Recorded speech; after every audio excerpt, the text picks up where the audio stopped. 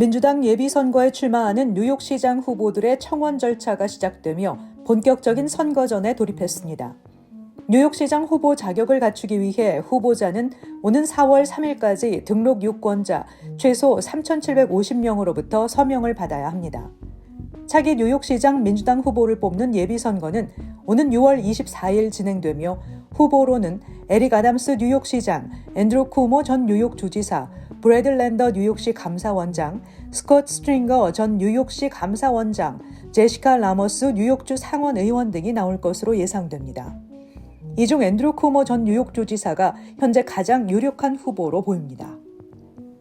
뉴저지주가 재산세 경감 규모 확대와 기록적인 수준의 학교 자금 지원 등을 내용으로 하는 2025-2026 회계년도 행정 예산안을 공개했습니다.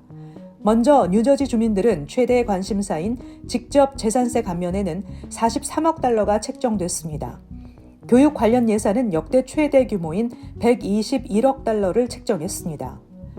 머피 주지사는 세입과 세출의 균형을 맞추기 위해 다양한 세금 정책 변경을 제안했습니다.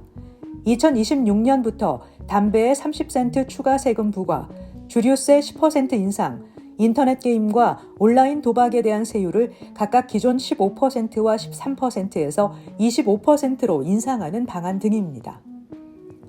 국무부는 전 세계 비자 담당자들에게 미국 내 스포츠 경기에 참가하려는 트랜스젠더 선수의 비자 발급을 거부하고 미국 비자 신청서에 출생 당시 성별을 허위로 기재한 것으로 간주되는 사람에 대해 영구 비자 금지 조처를 하라고 지시했습니다.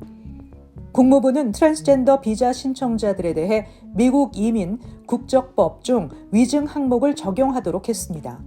해당 조항은 비자 신청자가 중대한 사실에 대한 기망 또는 고의로 허위 진술을 했을 경우 비자 발급을 거부한다는 것으로 다른 사유와는 달리 평생 미국 입국이 금지됩니다.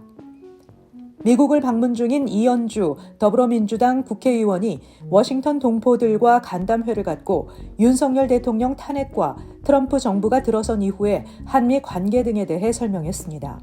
이 의원은 트럼프 정권이 들어서고 헌법재판소 탄핵 결론 이후에도 한미 관계 등 국가 간 다져놓은 기본은 변함이 없을 것이라며 민주당은 미국의 관세 폭탄에 슬기롭게 대처하는 법 등 경제에도 큰 관심을 기울이고 있다고 밝혔습니다. 행사에는 사람 사는 세상, 미주 민주참여 포럼, 뉴욕에 기반을 둔 북미 민주 포럼 회원 등 약 30여 명이 참석했습니다.